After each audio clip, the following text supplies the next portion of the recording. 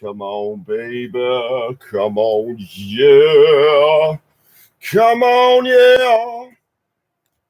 Welcome to the reading of The Third Eye by Lobsang Rampa. Okay, here we go. We're doing it. Feeling it. Okay. Now, go. Chapter 1. Early days. Early days at home. Turn up my volume. Be careful here. Yes. 50%. Early days at home. Let's see. At 4 years old. Let's see. And can't stay on a horse. It says, oi. 4 years old and you can't stay on a horse. You'll never make a man. What will your noble father say? With this, old Sue, that's Tzu, like Loud Sue, gave the pony and luckless rider a hearty thwack across the hindquarters and spat in the dust. The golden roofs and domes of the Patala gleamed in the brilliant sunshine. Closer, the blue waters of the Serpent Temple Lake rippled to mark the passing of the waterfowl.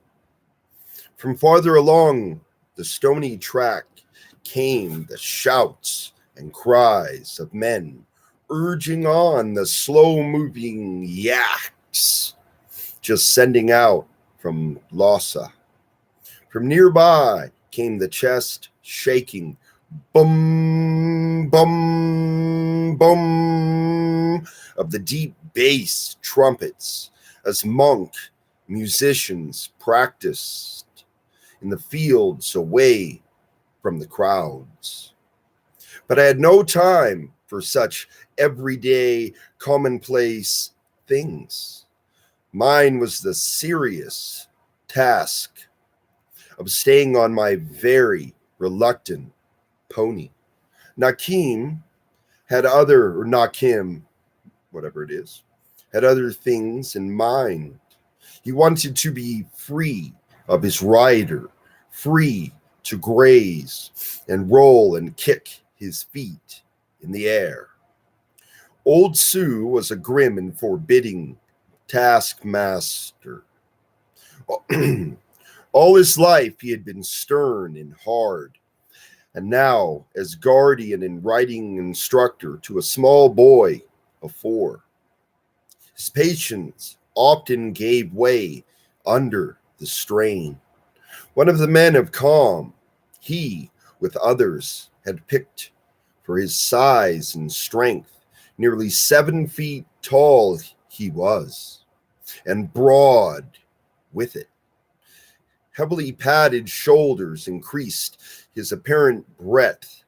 His eastern Tibet, let's see, there is a district where the men are unusually tall and strong.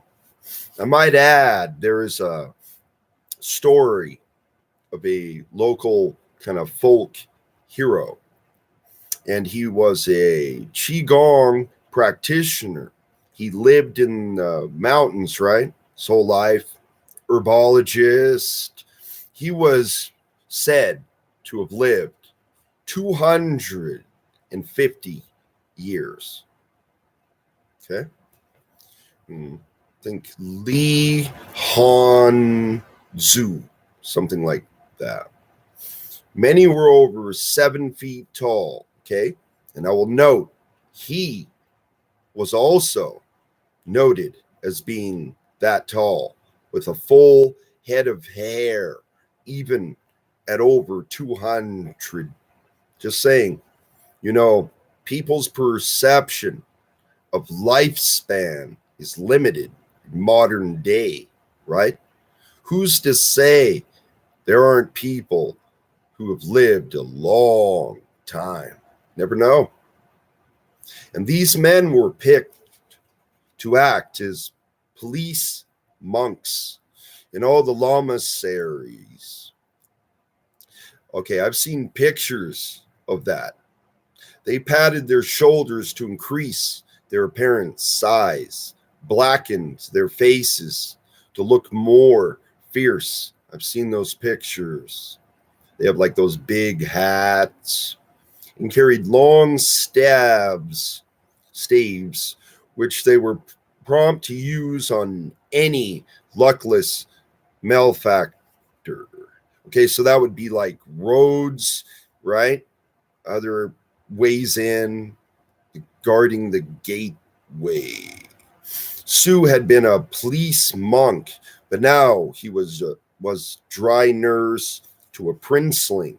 He was too badly crippled to do much walking, and so all his journeys were made on horseback. In 1904, the British, under Colonel, Young Husband, invaded Tibet and caused much damage. Apparently, they thought the easiest method of ensuring our friendship was to shell our buildings and kill our people. Sue had been one of the defenders, and in the action, he had part of his left hip blown away. So this would be the build up to World War I, right? My father was one of the leading men in Tibetan government. Wow. His family and that of mother came within the upper 10 families. And so between them, my parents had considerable influence in the affairs of the country. Later, I will give more detail of our form of government. Father was a large man, bulky, and nearly 6 feet tall, so my size, but probably more buff. His strength was something to boast about. In his youth, he could lift a pony off the ground. See, this is called rooted living, right? They're eating roots. They're eating really healthy shit straight up off the land. High potency in the soil leads to greater physical strength, mental ability, IQ, so on and so forth, in my opinion, of course.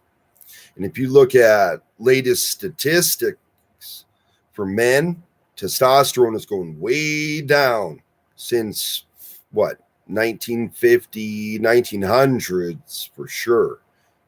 Anyway, and he was one of the few who could wrestle with the men of calm and come off best. I mean, he could beat those guys, and they were a foot taller than him. Anyway, most Tibetans have black hair and dark brown eyes. Father was one of the exceptions. His hair was chestnut brown, and his eyes were gray. Often he would give way to sudden bursts of anger for no reason that we could see. He's reacting to something. We did not see a great deal of Father. Tibet had been having troublesome times. The British had invaded us in 1904, and the Dalai Lama had fled to Mongolia, leaving my father and others of the cabinet to rule in his absence. In 1909, Dalai Lama returned to Lhasa after having been to Peking. In 1910, the Chinese, encouraged by the success of the British invasion, stormed Lhasa. Dalai Lama again retreated, this time to India. The Chinese were driven from Lhasa in 1911. Again, build up to Federal Reserve establishment, 1913, and then World War I, all connected. Banking, wars, direct connection, trade routes. Anyway, during the time of the Chinese Revolution, 1911, right? But not before they had committed fearful crimes against our people, talking about China. In 1912, the Dalai Lama again returned to Lhasa. During the whole time he was absent, in those most difficult days. Father and others of the cabinet had the full responsibility of ruling Tibet. Mother used to say that Father's temper was never the same after. You'd be on edge, man. You're invaded. Certainly, he had no time for us children. Remember that. Like when I was a child, my dad was very serious like that too. And we at no time had fatherly affection. I didn't either. Not really. A little bit from him. I, in particular, seemed to arouse his ire, and I was left to scant mercies of Sue to make or break, as father said. My poor performance on a pony was taken as a personal insult by Sue. In Tibet, small boys of the upper class are taught to ride almost before they can walk. Skill on a horse is essential in a country where there is no wheeled traffic, where all journeys have to be done on foot or on horseback. That would also make you very fit, right? You would have to be. Tibetan nobles practice horsemanship hour after hour, day after day. They can stand on the narrow wooden saddle of a galloping horse and shoot first with a rifle at a moving target, then change to bow and arrow. Sometimes skilled riders will gallop across the plains in formation and change horses by jumping from saddle to saddle. I, at 4 years old of age, found it difficult to stay in one saddle. My pony, Nakam, was shaggy and had a long tail. His narrow head was intelligent. He, he knew an astonishing number of ways in which to unseat an unsure rider. A favorite trick of his was to have a short run forward, then stop dead and lower his head so he would fall off. As I slid helplessly forward over his neck and onto his head, he would raise it with a jerk so that I turned a complete somersault before hitting the ground. Then he would stand and look at me with a smug complacency. Tibetans never ride at a trot. The ponies are small and riders look ridiculous on a trotting pony. Most times, a gentle amble is fast enough, with a gallop kept for exercise. Tibet was a theocratic country. We had no desire for the progress of the outside world. We wanted only to be able to meditate and to overcome the limitations of the flesh. Our wise men had long realized that the West had coveted the riches of Tibet and knew that when the foreigners came in, peace went out. Now the arrival of the communists in Tibet has proved that to be correct. My home was in Lhasa, in the fashionable district of Lyrical, the side of the ring road which goes all round Lhasa. In the shadow of the peak, there are 3 circles of roads in the outer road. Lyrical is much used by pilgrims. Like all houses in Lhasa at the time, I was born in ours was 2 stories high, the side facing the road. No one must look down on the Dalai Lama, so the limit is 2 stories, as the height ban really applies only to 1 procession a year. Many houses have an easily dismantled wooden structure on their flat roofs for 11 months or so. Our house was of stone and had been built for many years. It was in the form of a hollow square with a large internal country yard. Our animals used to live on the ground floor, and we lived upstairs. We are fortunate in having a flight of stone steps leading from the ground. Most Tibetan houses have a ladder, or in the peasants' cottages, a notched pole, which one uses at dire risk to one's shins. These notched poles became very slippery indeed with use. Hands covered with yak butter transferred it to the pole, and the peasant who forgot made a rapid descent to the floor below. In 1910, during the Chinese invasion, our house had been partly wrecked, and the inner wall of the building was demolished. Father had it rebuilt, 4 stories high. It did not overlook the ring, and we could not look over the head of the Dalai Lama when in procession, so there were no complaints. The gate which gave entrance to our central courtyard was heavy and black with age. The Chinese invaders had not been able to force its solid wooden beams, so they had broken down a wall instead. Just above this entrance was the office of the steward. He could see all who entered or left. He engaged and dismissed staff and saw that the household was run efficiently. Here, at his window, as the sunset trumpets blared with the monasteries, came the beggars of the Lhasa to receive a meal to sustain them through the darkness of the night. All the leading nobles made provision for the poor of their district. Often chained convicts would come, for there are few prisons in Tibet, and the convicted wandered the streets and begged for their food. In Tibet, convicts are not scorned or looked upon as pariahs.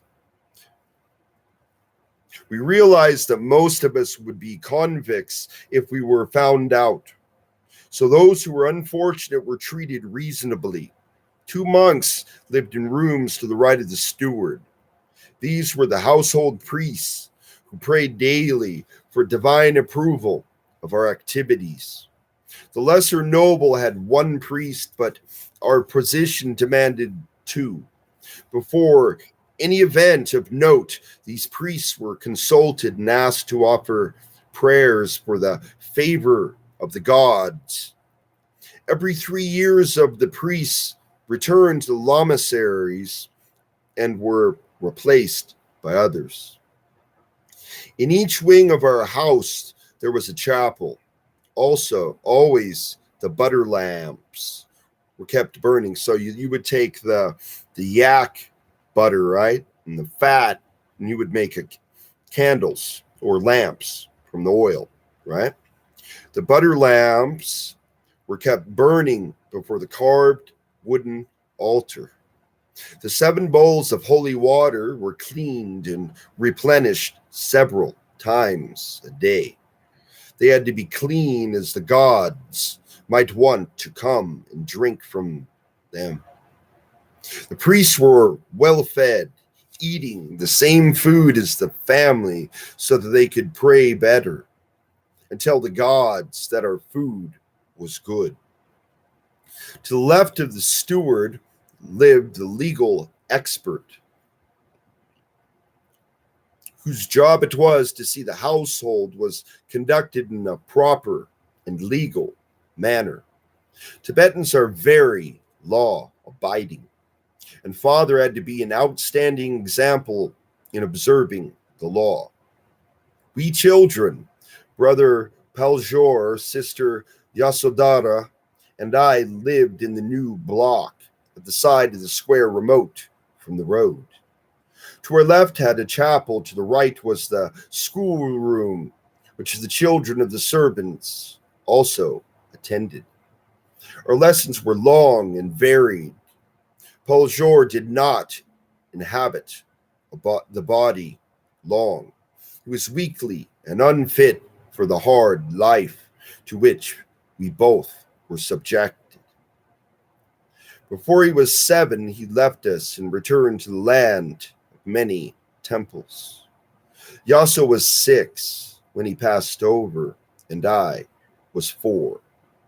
I still remember how they came for him as he lay an empty husk, and how the men of death carried him away to be broken up and fed to the scavenger birds according to custom. Wow. Now, heir to the family, my training was intensified. Was 4 years of age and a very indifferent horseman. Father was indeed a strict man, and as a prince of the church, he saw to it that his son had stern discipline and was an example of how others should be brought up. In my country, the higher the rank of the boy, the more severe his training. Some of the nobles were beginning to think the boys should have an easier time, but not Father. His attitude was, a poor boy had no hope of comfort later, so give him kindness and consideration while he is young. The higher class boy had all riches and comforts to expect in his later years, so be quite brutal with him during boyhood and youth, so that he should experience hardship and show consideration for others. You can relate to that. This also was the official attitude of the country.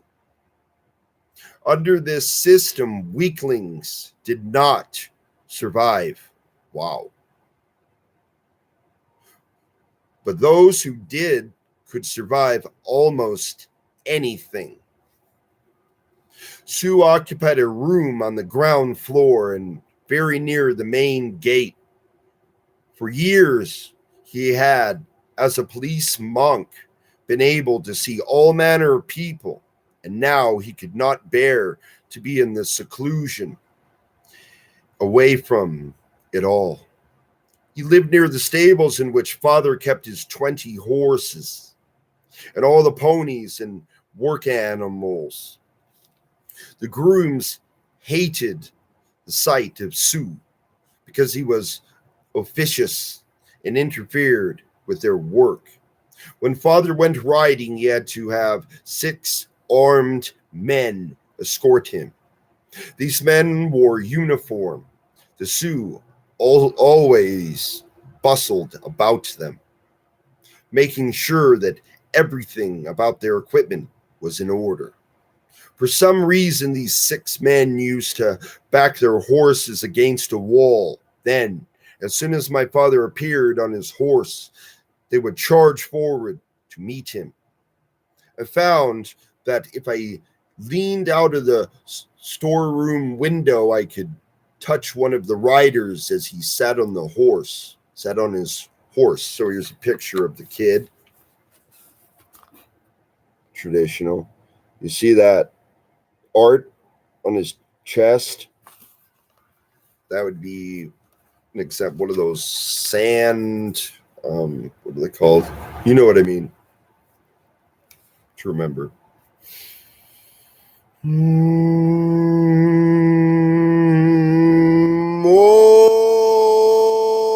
Okay.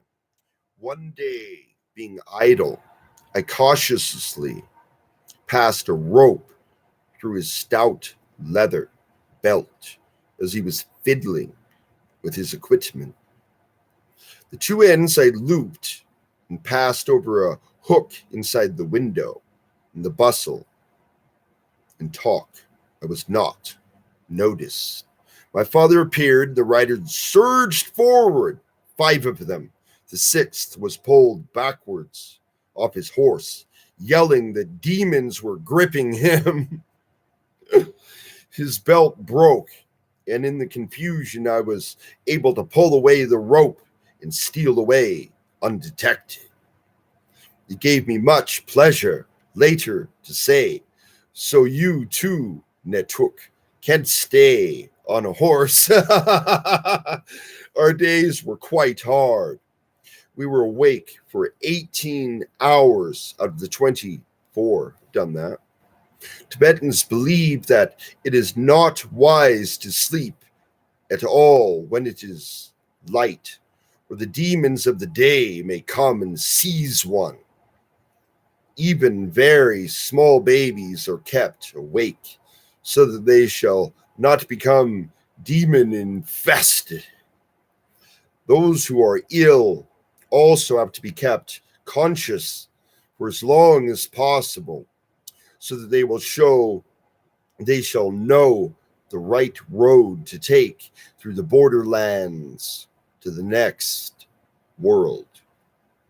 At school, we had to study languages, Tibetan and Chinese. Tibetan is 2 distinct languages, the ordinary and the horrific. We use the ordinary when speaking to servants and those of lesser rank, and honorific, not horrific, sorry. Honorific to those of equal or superior rank. The horse of a higher rank person had to be addressed in honorific style, or autocratic cat, stalking across the yard on some mysterious business, would be addressed by a servant, would be honorable puss, deign to come and drink with unworthy milk. Wow. No matter how honorable puss, I'm sorry, I'm losing it, was addressed, she would never come until she was ready. Our schoolroom was quite large. At one time, it had been used as a refectory for visiting monks. But since the new buildings were finished, that particular room had been made into a school for the estate. Altogether, there were about 60 children attending. We sat cross-legged on the floor at a table, or long bench, which was about 18 inches high. We sat with our backs to the teacher so that we did not know when he was looking at us. It made us work hard all the time. Paper in Tibet is hand-made and expensive, far too expensive to waste on children. We use slates, large with thin slabs, about 12 inches by 14 inches. Our pencils were a form of hard chalk, which could be picked up in the Sula Hills. They used what they had. Some 12,000 feet higher than Lhasa, which was already 12,000 feet above sea level. So you would have to be tough because you're talking low oxygen, right? And imagine how fit they would be. Holy shit. Because if you drop to low sea level, it takes somebody like that, they will bolt. They will be so fast and have such high endurance. It would be amazing. Probably outdo an Olympic athlete easily. I used to try to get the chalks with a reddish tint, but Sister Yaso was very, very fond of a soft purple. Cool. Different colors. Hold on. Drink.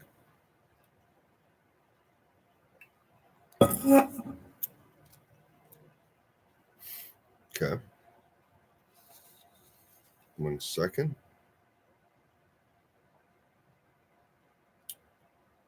We could obtain quite a number of colors: reds, yellows, blues, and greens. Some of the colors, I believe, were due to the presence of metallic ores in the soft chalk base. Whatever the cause, we were glad to have them. Let's see. Arithmetic really bothered me. If 783 monks each drank 52 cups of sampa per day, and each cup held 5/8 of a pint, what size container would be needed for a week's supply? Sister Yaso could do these things and think nothing of it. I was not so bright. But you would also memorize, in your head how to do math, and rather than depend on a calculator, right? I came into my own when we did carving. That was a subject which I liked and could do reasonably well. All printing in Tibet is done from carved wooden plates.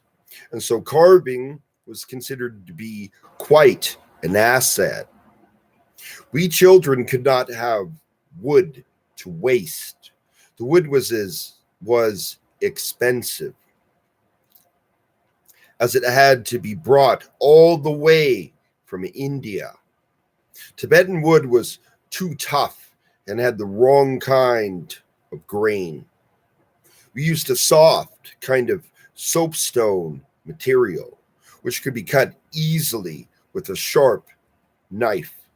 Sometimes we used stale yak cheese. Oh my God. One thing that was never forgotten was a recitation of the laws. These we had to say as soon as we entered the schoolroom. And again, just before we were allowed to leave. These laws were: return good for good. Do not fight with gentle people. Let's see. Read the sacred books and understand them.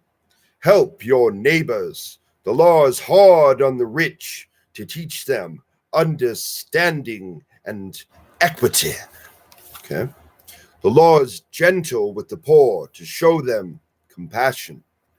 Pay your debts promptly, so that there is no possibility of forgetting these laws. These laws were carved on banners and fixed to the four walls of the schoolroom. Life was not all study and gloom, though. We played as hard as we studied. Okay. I want you to notice how hardcore that was, in my opinion, more worldwide. Maybe not that hardcore, but if I think back to like movies that are based around family gatherings in the 1800s, you would sit around and read, right? Makes sense. All of our games were designed to toughen us and to enable us to survive in hard Tibet with its extremes of temperature. I would also add elevation. At noon in summer, the temperature may be as high as 85 Fahrenheit, but at the same summer's night, it may drop, holy shit, 40 degrees below freezing. That is cold, baby. In winter, it was often very much colder than this? Wow.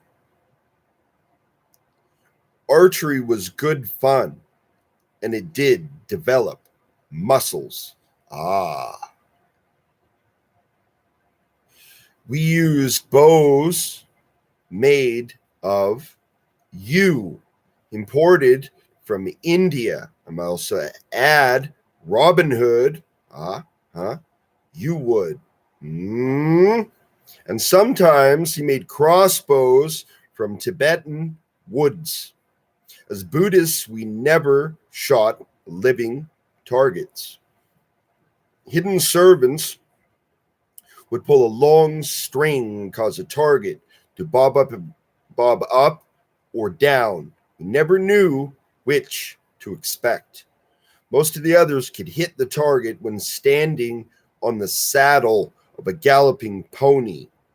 Wow. I could never stay on that long. Long jumps were a different matter. Then there was no horse to bother about. We ran as fast as we could, carrying a 15-foot pole. Then, when our speed was sufficient, jumped with the aid of the pole. I used to say,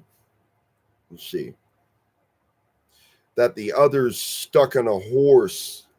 I used to say that the others stuck on a horse so long that they had no strength in their legs. But I, who had to use my legs, really could vault.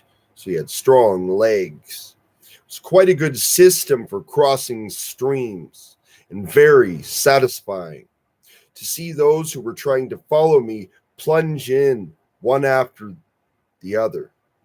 Stilt walking was another of our pastimes. We used to dress up and become giants, and often we could have fights on the stilts. The one who fell off was the loser. Now, you remember theater, right? You could see shit like this sometimes. But where did it come from? Practical use. Just saying. And then it becomes a show, right? Our stilts were homemade. We could not just slip round to the nearest shop and buy such things. We used all our powers of persuasion on the keeper of the stores, usually the steward, so that we could obtain suitable pieces of wood. Remember, wood was hard to come by. The grain had to be just right. There had to be freedom from knot holes. Then we had to obtain suitable wedge-shaped pieces for foot rests. As wood was too scarce to waste, we had to wait our opportunity and ask at the most appropriate moment. The girls and young women played a form of shuttlecock. A small piece of wood had holes made in one upper edge, and feathers were wedged in. So that's kind of like, anyway, you know what I mean. Never mind. The shuttlecock was kept in the air by using the feet. The girl would lift her skirt to suitable height to permit of free kicking, and from then on would use her feet only. To touch with the hand meant that she was disqualified. So if she used her hand, like hacky sack, then she was disqualified. She was loose. Okay, whatever. Okay, moving on. An active girl would keep the thing in the air for as long as 10 minutes. That sounds easy. No. It takes skill. At a time before missing a kick. So apply that to martial arts. Whoa. Foot-eye coordination, right? The real interest in Tibet, or at least in the district of Yu, which is the home county of Lhasa, was kite flying. Ooh. Another way to get around. Oh, a kite can carry you off the ground? Yes. I've seen mountain boarders use kites like that. You can jump up and be like 6 feet off the ground floating. It's rad. Anyway, we can only indulge in it at certain times, at certain seasons. Of course, the wind, you got to go with the nature.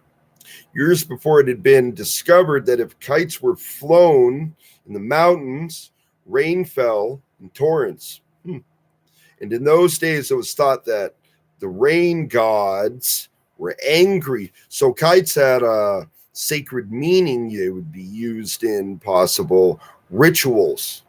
So kite flying was permitted only in autumn. That makes sense. High wind, yep, which in Tibet is the dry season. At certain times of the year, men will not shout in the mountains, as the reverberation of their voices causes the supersaturated rain clouds from India to shed their load too quickly and cause rainfall in wrong places. Vibration. Remember being down in a canyon. We'd been drumming for like a couple days, right? Hand drums. Boom, chicka, right? Big basses. One day or a night, sitting there around the campfire, and all of a sudden, kaboom! A giant piece of rock came off the side of the canyon we were sitting in. Holy shit, it was loud. Thought a bomb went off. Nope. Vibration that we caused from drumming caused that to drop. Wow. Yeah. And they know that shit. Trust me. Now, on the first day of autumn, the lone kite would be sent up from the roof of the patola. Within minutes, kites of all shapes, sizes, and hues made their appearance over Lhasa, bobbing and twisting in the strong breeze. That's a cool visual. Different colored kites, art, really cool. I loved kite flying, and I saw to it that my kite was one of the first to soar upwards. We all made our own kites, usually with a bamboo framework. So that's strong. You could fly. You know how to control it. Easy. And almost always covered with fine silk. Again, silk is strong, bamboo's strong. You could float and fly down the canyon. That would be cool. But it better be solid, baby, in construction. You better know. That gets you a couple of 100 feet. Well, I don't know that high, but never know. We had no difficulty in obtaining this good quality material. It was a point of honor for the household. The kite should be of the finest class. See, high quality. Why? To last, to be passed down and reused. Got it. Of box form, and those are usually the form of kites they use for mountain boarding. Okay. We frequently fitted them with a ferocious dragon head and with wings and tail. Cool. Oh my God. If you made a big enough one, you could literally fly through the canyon and it would look like a dragon. Wow. Holy shit. The precursor to planes. Think about it. Now, Tuatha De Danann. Heat, kites, and ships. Possibilities. Just saying. I don't think flying ships is that far-fetched. I don't. If you could control tension in the ropes, you could fly a ship, but it'd have to be high winds. You'd have to know. And if you had the heat, fires, bam, you might be able to do it. better be skilled, baby. We had battles in which we tried to bring down the kites of our rivals. See, this shit goes back. We stuck shards of broken glass, oh my god, to the kite string and covered part of the cord with glue powdered with broken glass in the hope of being able to cut the strings of others. Wow! And so captured the falling kite. Sometimes we used to steal out at night, send out our kites aloft with little butter lamps instead, the head and body. Perhaps the eyes would glow red. Wow, these guys are interesting. And the body would show different colors against the dark night sky. We particularly liked it when the huge yak caravans were expected from Lobsang, I don't know, district. In our childish innocence, we thought that the ignorant natives from far distant places would not know about such modern inventions as our kites. So we used to set out to frighten some wits out of them. Okay. Reminds me when I was a teenager throwing snowballs at buses. I would wait, and your friends would be like, "All right, go!" And everyone would pop, pop, pop, pop, pop, pop, pop, pop. God. One device of ours was to put their 3 different shells into the kites in a certain way so that when the wind blew into them, they would produce a weird wailing sound. That's cool. We likened it to fire-breathing dragons shrieking in the night. We hoped that its effects on the traders would be whatever. We had many a delicious tingle along our spines as we thought of these men lying frightened in their bedrolls as our kites bobbed above. Although I did not know it at this time, my play with kites was to stand me in very good stead later life when I actually flew in them. What did he say? Now it was but a game, although an exciting one. So it would be like a light airplane glider. We had one game which could have been quite dangerous.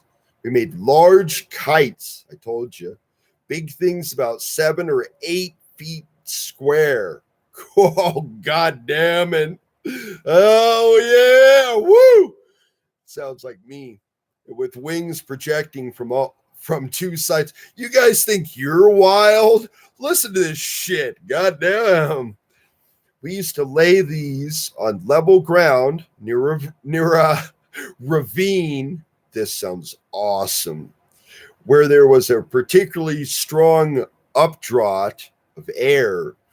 We would mount our ponies, oh my God, with one end of the cord looped round our waists, and then would gallop off as fast as our ponies would move up into the air, jumped the kite and soaring higher and higher until it met with particular updraft,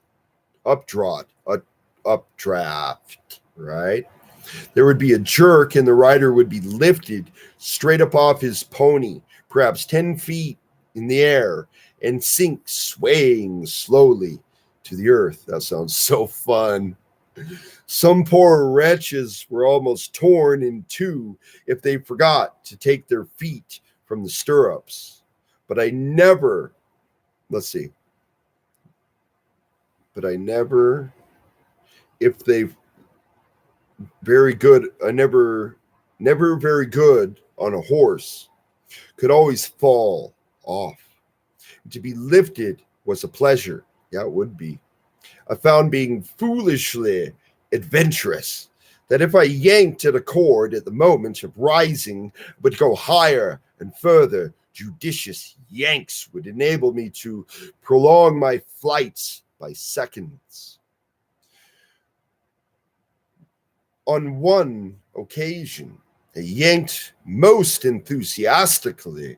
The wind cooperated, and I was carried onto the flat roof of a peasant's house, upon which was stored the winter's fuel. Tibetan peasants live in houses with flat roofs with a small parapet, which retains the yak dung, which is dried and used as fuel. This particular house was of dried mud brick instead of the more usual stone. Nor was there a chimney.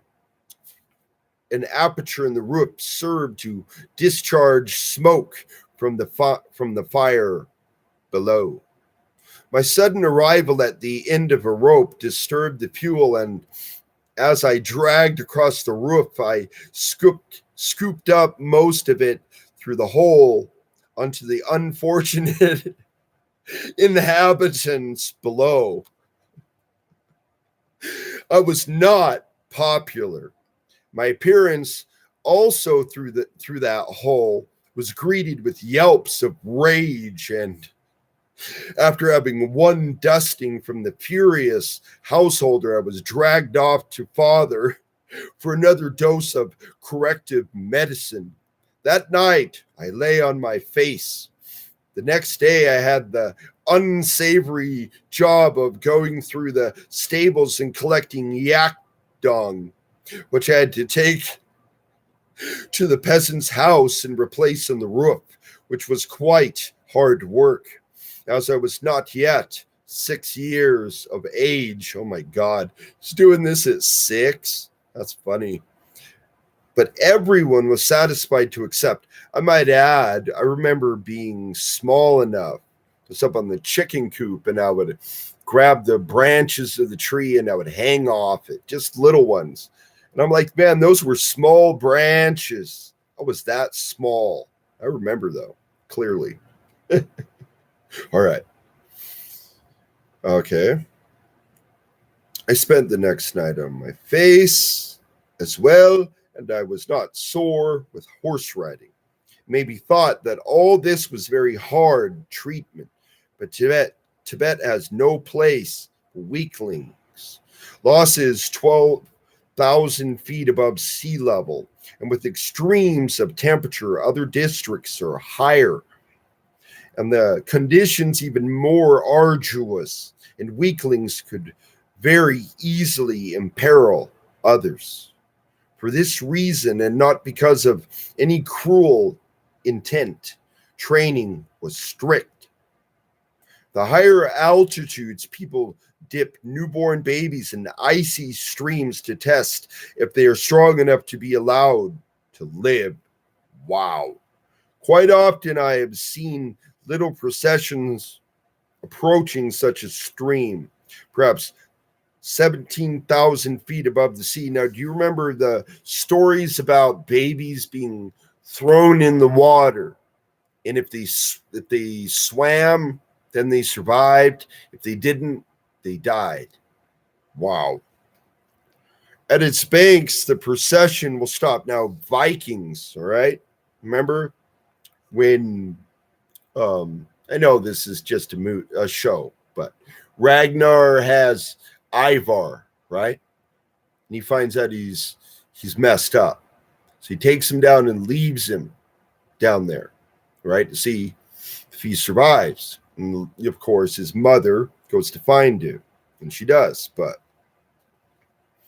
he had to really, well, his character had to struggle to survive. So it made him more hardcore than somebody that was, say, had the full use of their body. Same principle. But in a way, maybe they wouldn't have accepted him, as Ragnar was like, no, whatever. Even though it's not historically accurate. Point is, archetype. Okay, let's see. Around her will be grouped the family, father, mother, and close relatives. The baby will be undressed, and the grandmother will stoop. Did you hear that? Let's write a passage, a serious, and immerse the little body in the water so that only the head and mouth are exposed to the air. In the bitter cold, the baby turns red, then blue, and the cries of protest stop. It looks dead, but grandmother has much experience of such things. And the little one is lifted from the water, dried and dressed. And also think about the shock. Now, wild wolves, their brain size is a third larger, okay? And the plates in the skull expand due to struggle to survive. Same principle. So now the baby remembers the shock, right? It's going to fight harder to survive because right off the bat, it's challenged. Wow. Yeah, I'd say that would make you very strong. If the baby survives, then it is as the gods, notice plural, decree. If it dies, then it has been spared much suffering on earth. Wow. This really is the kindest way in such a frigid country. Far better that a few babies die than that they should be incurable invalids in a country where there is scant medical attention. So, through my experience, right, of my freak out, go to the mental hospital, 6 days, have to sit there, meditate, lose everything, refocus, feel like it's all over, burn it all in a pile, whatever. No. I came back, I reclaimed, this was last year, July. So 7/7, I go in, I get out 6 days later, but there are people that had been in there a year. 6 days felt like an eternity. I've never been in jail, ever. Nothing, right? Minimal criminal record. So I'm doing a ritual, I'm meditating. I was not wearing clothes. That was my mistake. And due to that, police called mentally ill. Not true. Told I had a psychosis. Not true. So you see, Christianity is accepted to a point too. I am not Christian. So being that I am earth-based spiritually, why do I get to be invalidated, right? But I also have to be aware that others don't agree with what I'm doing necessarily. So I'll relate this. The 2 missionaries that approached me got harsh treatment. Why? Because you're unwise. They're young little boys to me. I am over 20 years their senior. And they want to say, are you interested? No. If others show interest, you go to them. Don't come to me. Sounds harsh. No, it isn't. They aren't thinking before they approach. You don't do that. Somebody you're senior. You think before you do. Or before you even address someone. You need to be careful. Not everyone wants to talk to you or be your friend. Streetwise. Got it?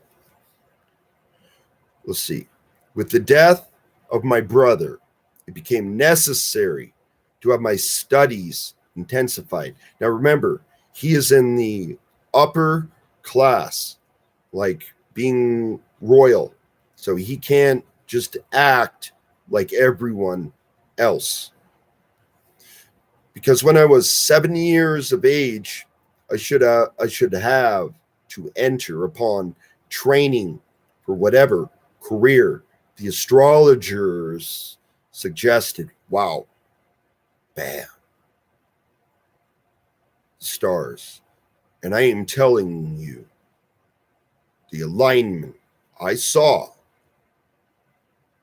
what was it, the 25th? There was a super bright star directly above the new moon. And there was something trippy. It was powerful. I said, what the heck? I have never seen that in my entire life. Not once. And I went, holy shit. Look at the size of that star. Is that a goddamn plane? No, it was a star. I'm like, wow. And it was huge.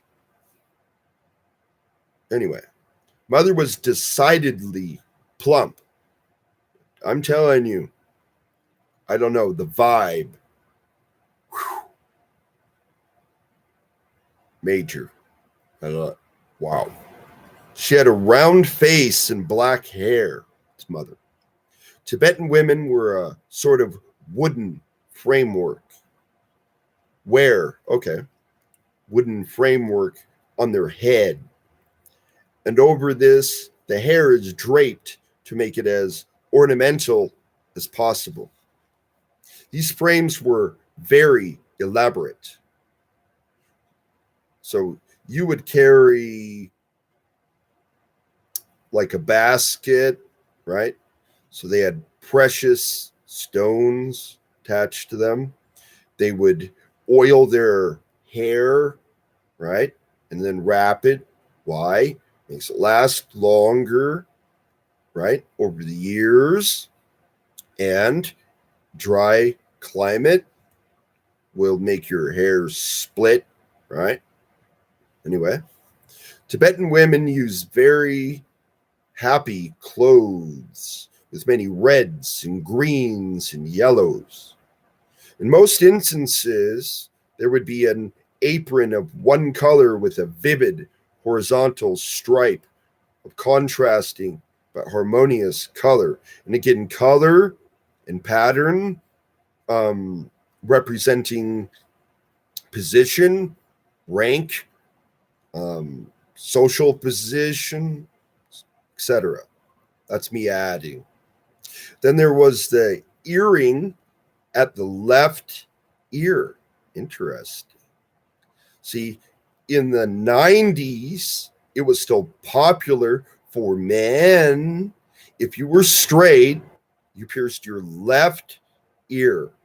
And if you were gay, you did your right. Now they do both sides. It doesn't matter.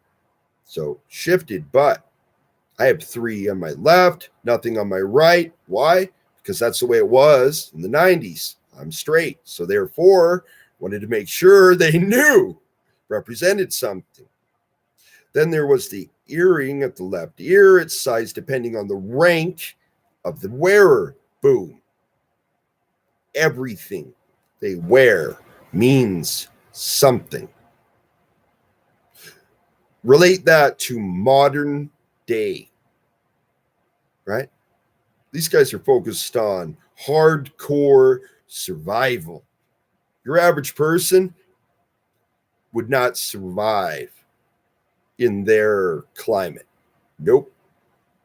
Being a member of one of the leading families, an earring more than 6 inches long. We believe that women should have absolute equal rights with men. Similar to kind of druids. But in the running of the house, mother went further. Yeah, she's the alpha. My dad taught me that shit. I know that. Duh. The woman runs the house. Well, traditionally. Further than that, and was the undisputed dictator and autocrat who knew what she wanted and always got it. Yeah, you did not argue with grandmother. No. In the stir and flurry, or your mom, of preparing the house and the grounds for the party, she was indeed in her element. There was organizing to be done. You hear that? Commands to be given. Now remember, discussion of different functions in the brain, okay? Different parts of the brain being different sizes. And also, that also depends on your development, right? If you didn't struggle, your brain would not be as strong, woman or man. Okay. And new schemes to outshine the neighbors to be thought out. What's that say? Women are thinkers. Boom. More gray matter.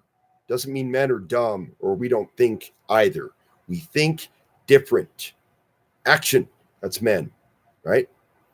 Women connect things and organize things. You know what I mean? Good organizers. I know.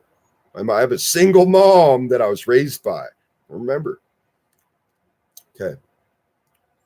She excelled at this, having traveled extensively with father to India, Peking, and Shanghai. She had a wealth of foreign thought at her disposal. So highly educated.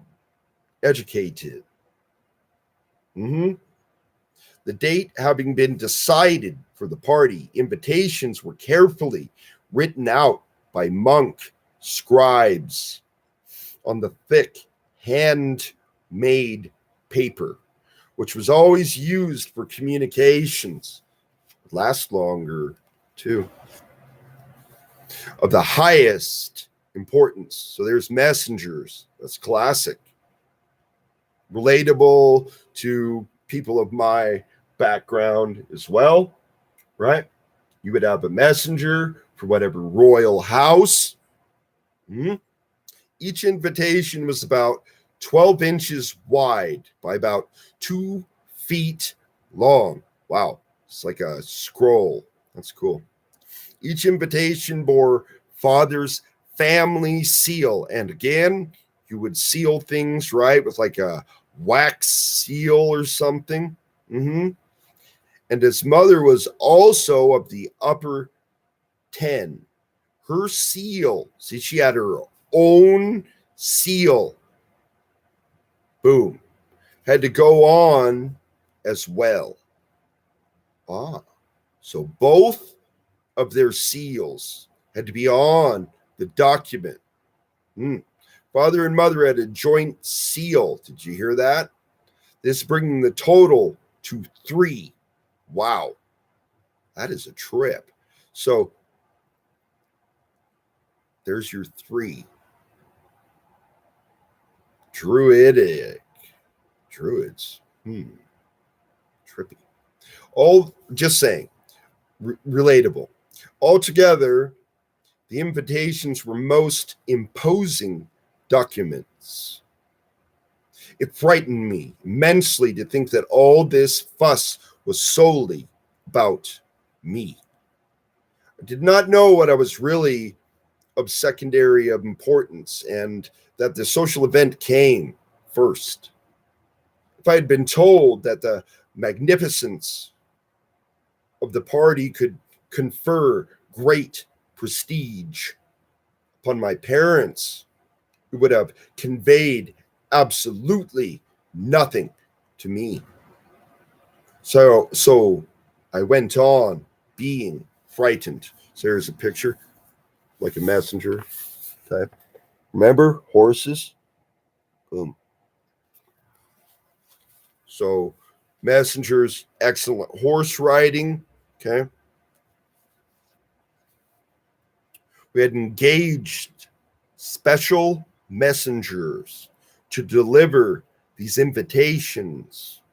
Each man was mounted on a thoroughbred horse. Remember, the horse signifies rank. It's true. Each carried a cleft stick in which was lodged an invitation.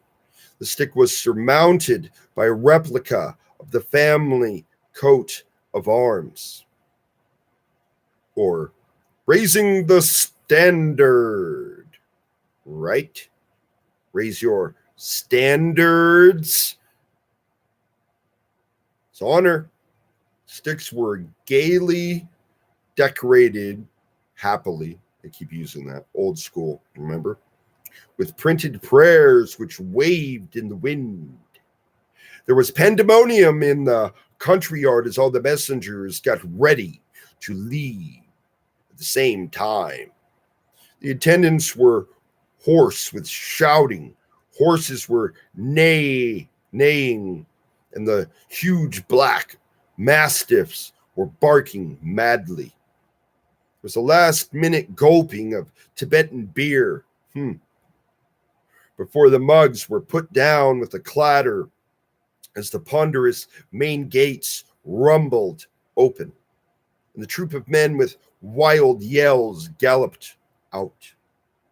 In Tibet, messengers deliver a written message, but also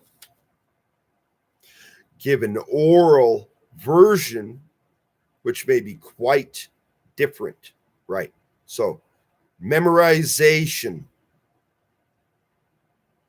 important. In days of long ago, bandits would waylay messengers and act upon the written message, perhaps attacking an ill-defended house or procession.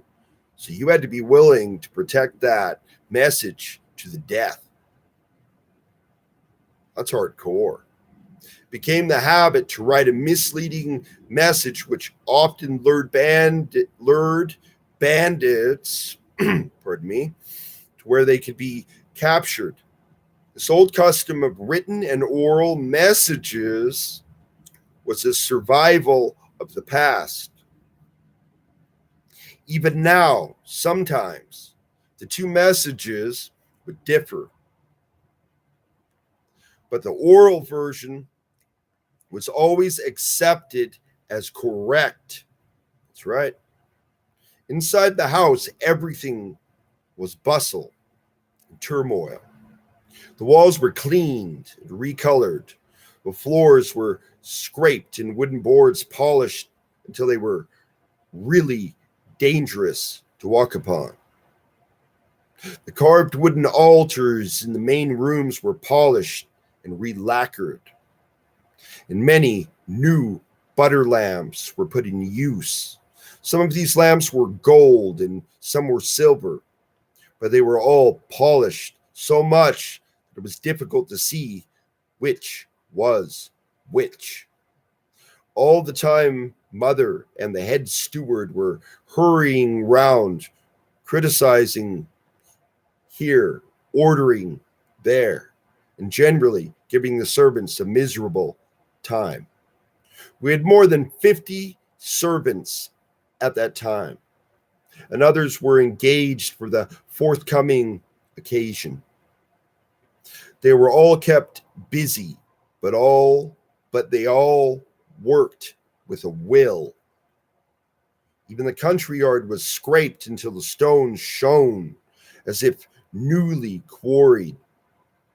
The spaces between them were filled with colored material to add to the gay appearance. Happy appearance.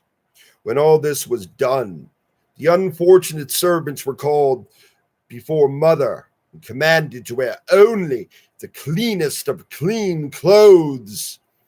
In the kitchens, there was tremendous activity, and food was being prepared in enormous quantities. Tibet is a natural refrigerator. Food can be prepared and kept for an almost indefinite time. Wow. The climate is very, very cold and dry with it. But even when the temperature rises, the dryness keeps stored food good. Meat will keep for about 1 year. Wow. Well, grain, holy shit. Listen to this. While grain keeps for hundreds of years. Wow. Now, consider. Remember the stories I was talking about it was a while ago. Old mead, like it would be prepared for a wedding or a special occasion, helicopter overhead. And that could last, 100, 200 years later. Can you imagine? And only gains potency. So if they had loaded in mushrooms and all this shit, medicinal mead, right? And those warriors would drink that. It wasn't just alcohol, in my opinion, of course.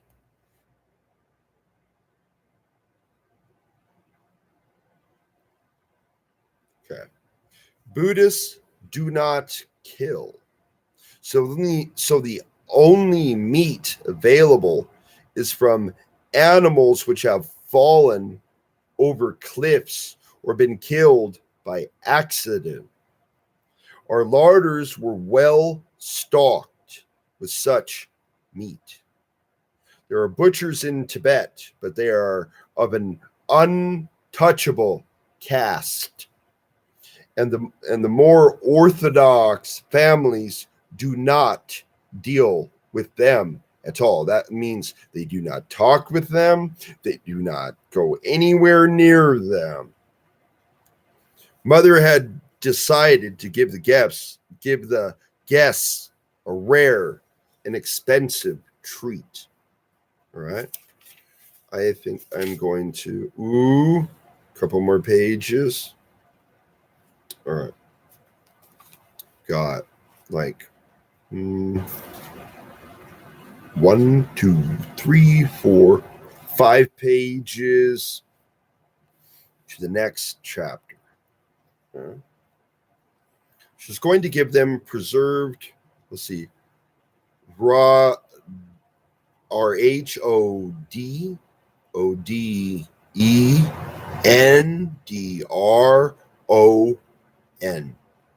rhododendron blooms. Okay. Weeks before servants had ridden out from the country yard to go to the foothills of the Himalaya, where the choicest blooms were to be found. I'm going to stop right there because I'm tired, but I'll come back. But this is really interesting, and I knew it would be because, that is a strong example of why base survival is the core. It is the root. So if you cannot survive at a basic level physically, like if you aren't tough enough, you won't. So you gotta, knowing that, it's not a criticism or put down, but think about the average endurance and strength of a person compared to those guys I just described. And you'll say, wow. Yes, wow. Because imagine the brain function. Dude. Levitation, how do you know what's possible and what's not? They're not playing video games all day, are they?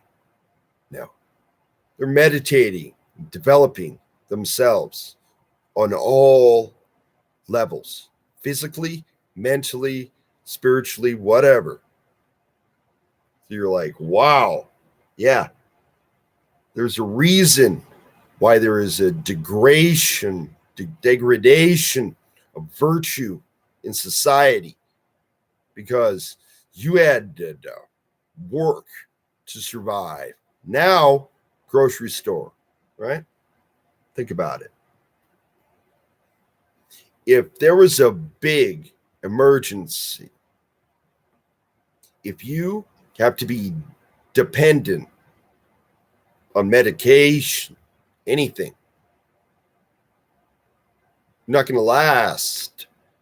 My dad was a type 2 diabetic, right? So he knew if there was ever a big shutdown, there's no insulin. That's it. So why be fearful? Instead, become aware and in tune. Here, right? Balance.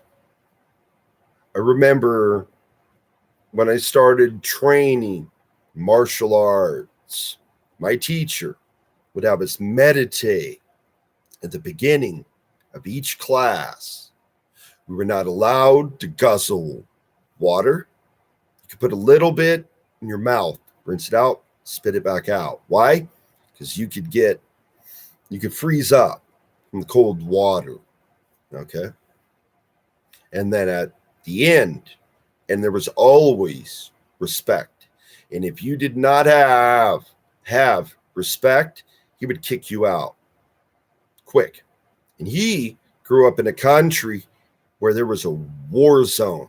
So discipline, focus, right? Respect means survive. It's a big deal to me. That's why codes and standards are a huge, big deal. Hold on, cold hand. Getting colder makes the strings constrict just a little bit as the temperatures change.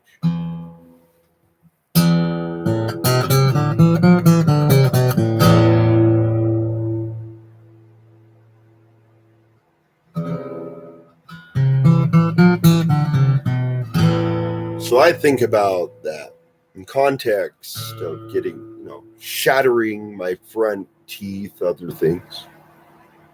It made me fight harder to survive.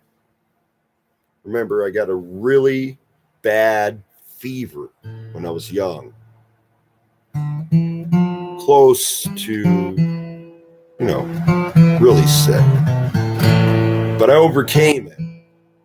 So you think about Tesla, something similar happened to him. What's the pattern? If you are not challenged to survive, you will never be as strong as somebody who was. And to be jealous of such a person is the height of ignorance, because you could make more effort.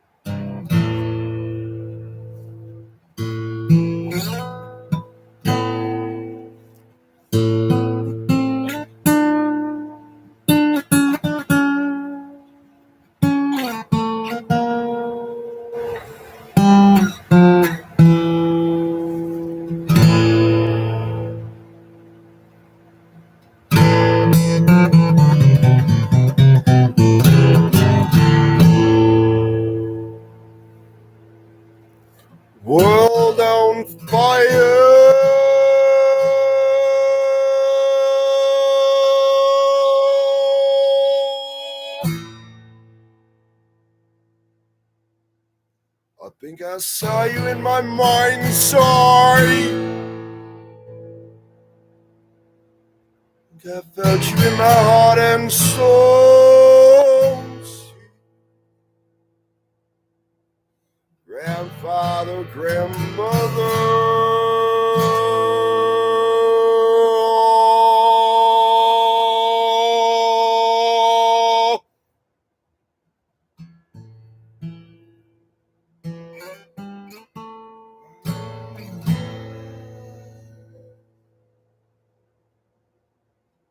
Stay free in the woodland.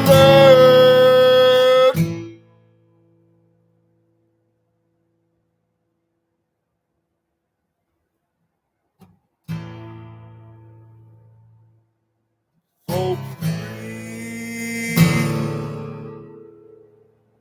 Mind's eye.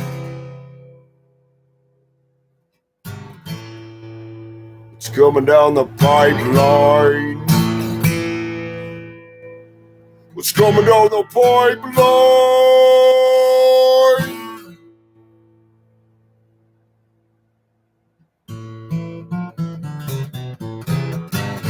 Oh.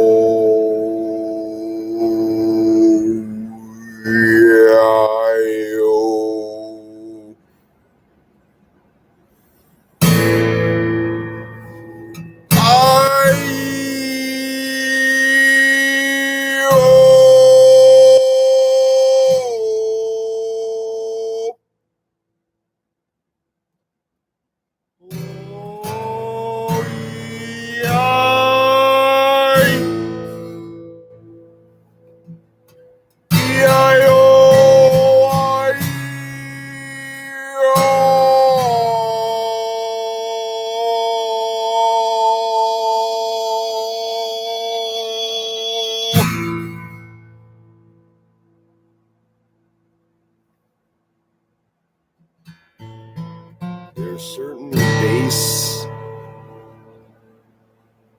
vowels. Everything boils down to resonance. Resonate.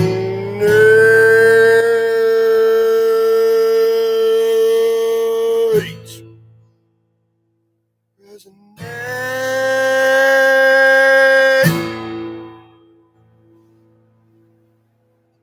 Love is my way. Strong in the desert land.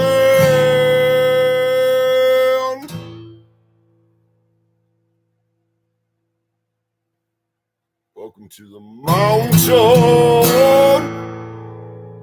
Welcome to the mountain. Welcome to the mountainside. Waiting down, way deep down, waiting deep down, waiting deep down.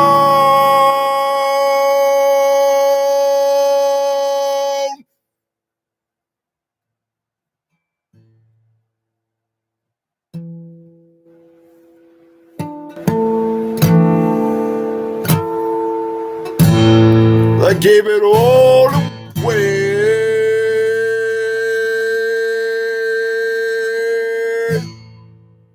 but I won't give away my folk soul.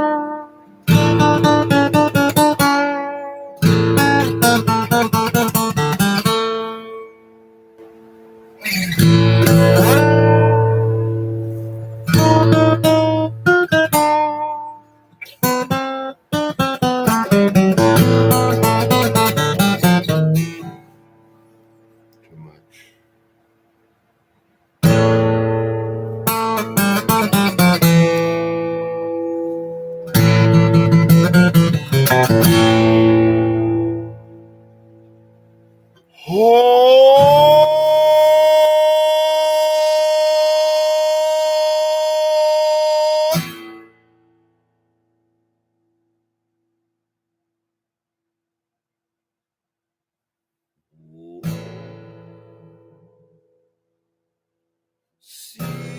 root down. Grandmother, grandfather called me from the mountain. Crystal Cave, you know. Crystal Cave, you know.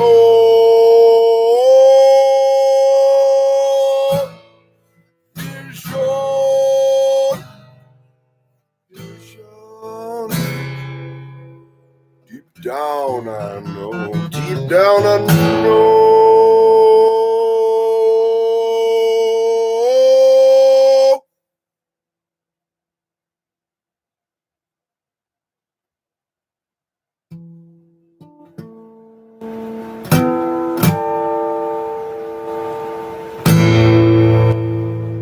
Gotta be strong to survive.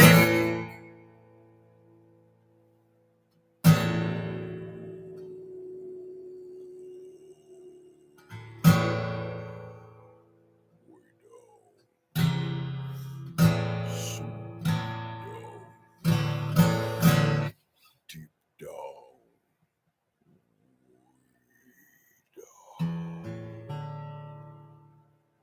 I can feel.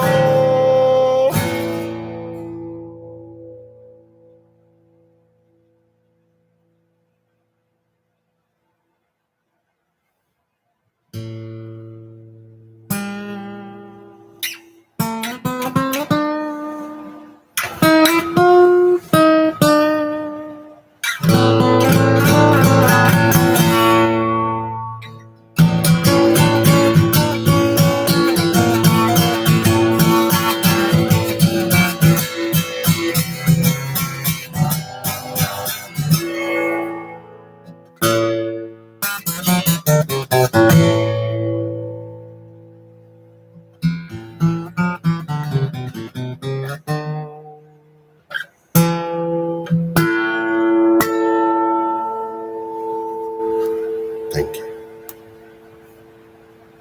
Third eye.